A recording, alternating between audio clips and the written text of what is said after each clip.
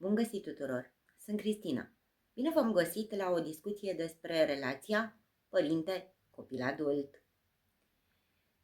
Suntem în acea etapă în care începem să ne acceptăm independența, în care începem să ne obișnuim cu timpul nostru, cu libertatea de relaționare, în care chiar nu mai simțim nevoia în permanență de a ne ajusta viața în funcție de programul copilului.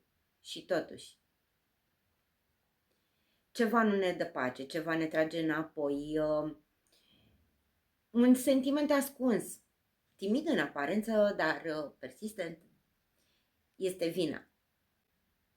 Simțim vina mai ales în acele momente în care ne relaxăm și ne aducem aminte de momente din copilăria copilului nostru. Atunci părintele cu responsabilități își face curaj și sentimentul că suntem egoiști ne poate copleși. Alteori sentimentul că suntem egoiști vine din atitudinea copiilor noștri, adulți, care nu sunt obișnuiți încă cu independența părinților, care sunt surprinși de multe ori de relaxarea noastră. Cum scăpăm de sentimentul de vină? Cum învățăm în realitate și noi și copiii noștri puterea cuvântului nu? Soțul meu spune că mă transform, că sunt o altă persoană când sună copiii și cer câte ceva. Spune că nu mai aud nimic, că nu se mai înțelege nimeni cu mine. Sigur, exagerează. Pe undeva are însă dreptate, pentru că nevoile lor primare sau mai elaborate sunt încă foarte importante pentru mine. Procesul meu de adaptare nu s-a încheiat. Am făcut un exercițiu cu mine și am conștientizat că de foarte multe ori copiii mei îmi spun nu. Și da, eu merg mai departe. Principiul reciprocității trebuie să înțeleagă că nu pot fi deranjată în anumite momente. Când mă uit la film, când mă uit la emisiune, când sunt obosită sau când este foarte târziu. Sunt doar exerciții pentru mine, dar și pentru ei. Mai ales că îmi repet mereu că dacă libertatea mea se termină unde începe libertatea ta, atunci și libertatea ta trebuie să se termine unde începe libertatea mea. Dar nu reușesc întotdeauna. Încă există în mine un sentiment de vinovăție când spun nu. Simt nevoia de a mă justifica. Face parte din procesul meu de adaptare. Pentru unii, drumul până la nu poate fi un drum mai lung. Pentru alții este mai ușor. Mereu și-au acordat timp pentru ei.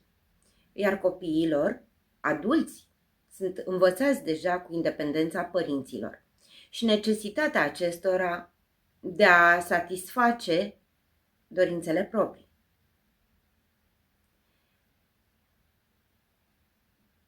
Poate, pe de altă parte, să fie dificil uneori să separăm egoismul de independență. Este firesc, copiii sunt egoiști.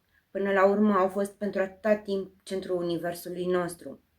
Uneori acceptă chiar ei mai greu realitatea. Însă trebuie să ne permitem să avem nevoile noastre, să avem dorințele noastre, să avem timpul nostru și mai ales bugetul nostru. Iar dacă nu le avem, ar trebui să începem să le avem. Da, este dificil să spui nu adultului care a devenit copilul tău, iar sentimentul că s-ar putea îndepărta este greu de gestionat. De multe ori, din acest motiv, ne abatem de la drumul nostru, de la planurile noastre, lăsăm de la noi. Alteori ne este greu cuvântul nu, mai ales acum, pentru că încă simțim dorința de a fi util. Părintele cu responsabilități încă este în noi, nu putem să îl negăm. Și am vrea să facem lucrurile să fie ușoare pentru copiii noștri. Chiar și adulți, ce uităm?